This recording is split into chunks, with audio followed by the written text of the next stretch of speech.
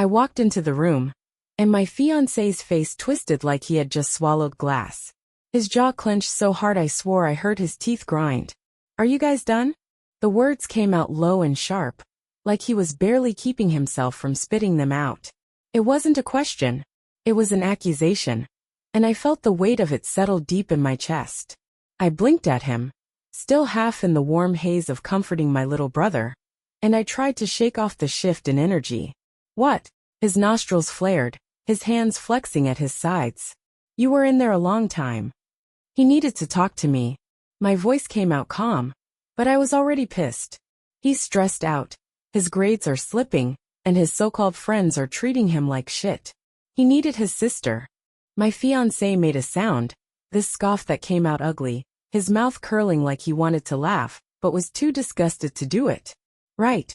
So he needed his sister. In the middle of the night. In his room. While he's crying his eyes out. I felt my spine go rigid. Yes. He didn't say anything for a moment.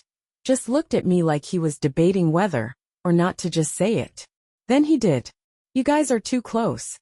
I let out a breath, something bitter and exhausted. "We're siblings. This is normal." "No, it's not." He shook his head, stepping forward like he needed to close the space between us to make me understand. "You hug him. You let him lie on you. You kiss his cheek. Do you even realize how weird that looks?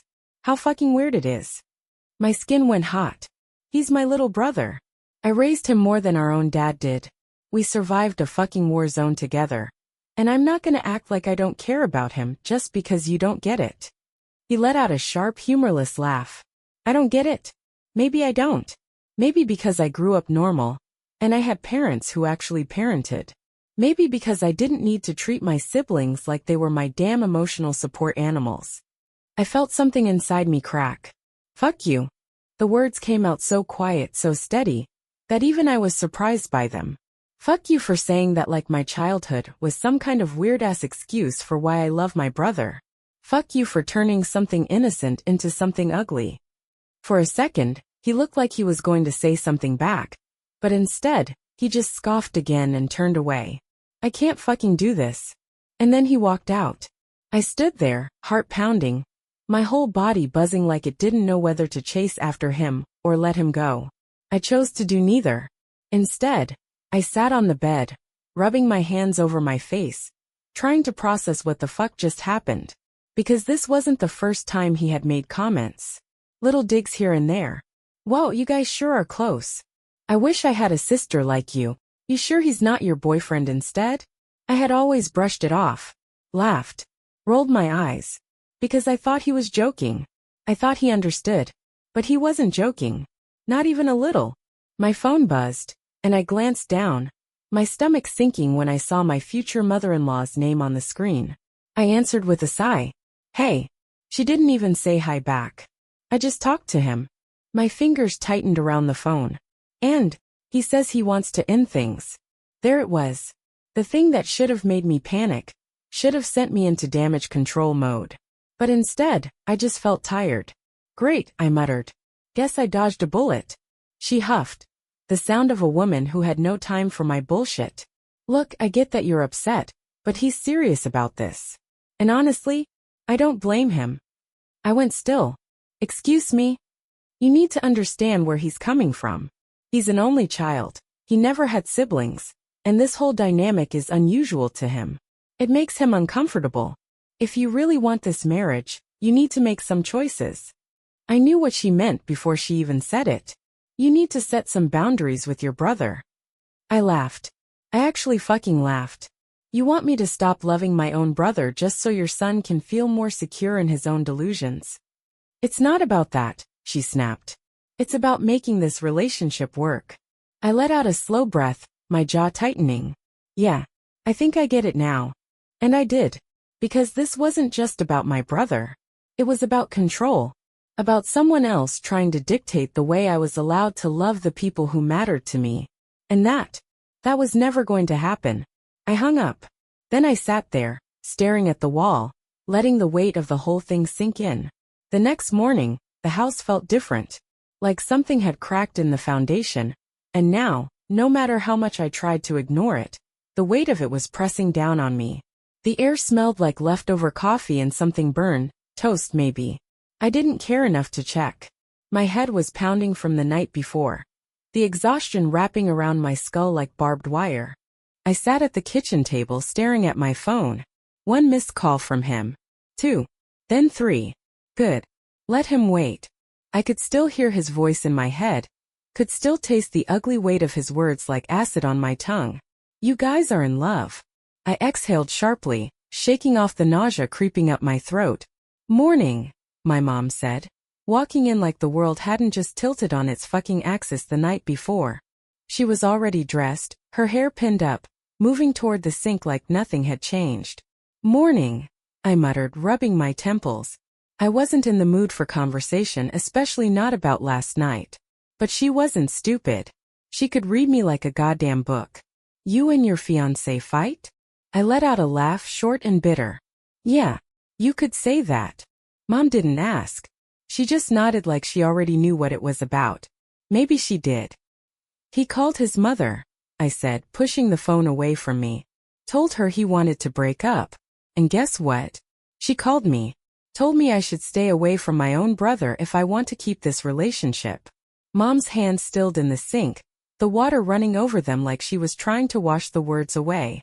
He said you guys were? She trailed off like she didn't want to say it out loud. Like it was too goddamn ridiculous to even repeat. I nodded. She turned, leaning against the counter, crossing her arms. Her face was unreadable, but I could feel the storm brewing behind her eyes. That's some bullshit. Yeah, I said, swallowing hard. It is. The chair scraped against the floor as I pushed away from the table. My chest felt tight, the kind of tight that came before something broke, either me or the illusion that I could still fix this. I wanted to scream, wanted to grab my fiancé by the collar, and shake the delusion out of him. But more than anything, I wanted to see my brother. I found him in the backyard, sitting on the porch steps, his shoulders hunched forward. He had his phone in his hands, his fingers twitching like he wanted to send a message but didn't know what to say. He didn't hear me at first, so I sat next to him, nudging his arm. You good? He shrugged. Dunno. Silence stretched between us, thick and heavy. I could hear birds somewhere in the distance, the wind rattling the trees. It was too peaceful for how fucked up I felt inside. I heard you guys arguing, he finally said, his voice quieter than usual. I sighed. Yeah. He thinks we're too close. A scoff. That's stupid. Yeah, it is. I let my head rest against his shoulder, the way I always did when we were kids and everything felt like too much. He didn't pull away. Didn't flinch. Just sat there like I wasn't suddenly some kind of disgusting freak for caring about my little brother. I don't want you to lose him because of me, he said after a long while. I stiffened. That's not your choice to make. He sucked in a breath, pressing his hands against his thighs. I don't want people thinking weird shit about you. Anger bubbled up in my chest, hot and suffocating. Fuck people. He let out a dry chuckle, shaking his head. I mean, yeah, but still. I turned to look at him, taking in the exhaustion on his face, the worry in his eyes. He was just a kid. My kid. And I'd be damned if I let anyone make him feel like he was the reason my relationship was falling apart. I grabbed his hand, squeezing it tight. Listen to me. This isn't your fault. This is on him. If he wants to twist shit in his head until it makes sense to his fucked up view of the world, that's his problem. Not yours. Not mine. His Adam's apple bobbed as he swallowed, but he nodded. Okay.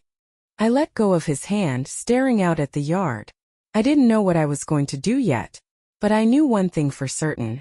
I wasn't going to let some insecure asshole tell me how I was allowed to love my family. I don't know what I expected, but I should have known he wasn't done with me yet. The knock on the door came in the middle of the afternoon, sharp and insistent. The kind of knock that didn't belong to someone who wanted to talk. More like someone who wanted to end a fucking war. I was half tempted to ignore it, let him stew in whatever self-righteous bullshit he had cooked up since storming off, but I was sick of running. I swung the door open and there he was, my ex-fiancé or whatever the fuck he was now. His jaw was tight, his eyes burning with something ugly. I barely had time to brace myself before he was already speaking. We need to talk. Do we? I leaned against the doorframe, arms crossed, every muscle in my body coiled tight. Because it seems like you already made up your mind. His nostrils flared. Just let me in. I let out a sharp, humorless laugh. Why? So you can tell me again how I'm some kind of sick freak for caring about my brother? No thanks. You don't get it. His voice was lower now, more controlled, but it didn't make me trust him anymore. I had time to think. And fuck, I don't know. Maybe I overreacted. But you have to admit it's weird. My stomach twisted, anger curling through me like smoke. No, I don't. Because there's nothing fucking weird about loving my family. What's weird is you thinking everything has to be sexual, just because you can't imagine loving someone without wanting to fuck them. His face darkened. That's not what I meant. Then what the hell did you mean? Silence. A long, heavy pause where I could almost hear the gears grinding in his head, trying to spin this in a way that didn't make him look like the asshole he was. He exhaled sharply, dragging a hand through his hair. I don't want this to be the reason we fall apart. Then maybe you should have thought about that before accusing me of something fucking disgusting. His eyes snapped back to mine, and there it was again. That fucking look. Like I was the one twisting things, like I was being difficult for not bending over backwards to soothe his insecurities. I felt my fingers curl into fists. You don't trust me. That's the real problem, isn't it? I do trust you. His voice cracked, something desperate bleeding through. I just don't understand you. I let out a slow breath, something cold settling in my chest. Then maybe you never really knew me. For a second, he looked like he wanted to argue, to fight. But then his shoulders slumped, his jaw going slack like I had knocked the wind out of him.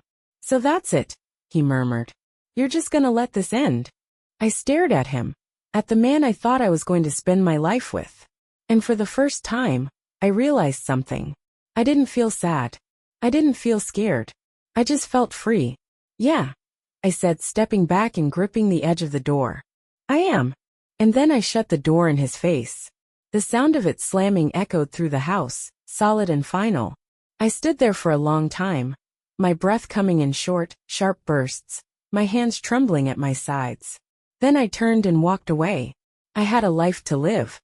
And I sure as hell wasn't going to waste another second of it proving my love to someone who didn't deserve it. The thing about endings is that they never happen the way you expect.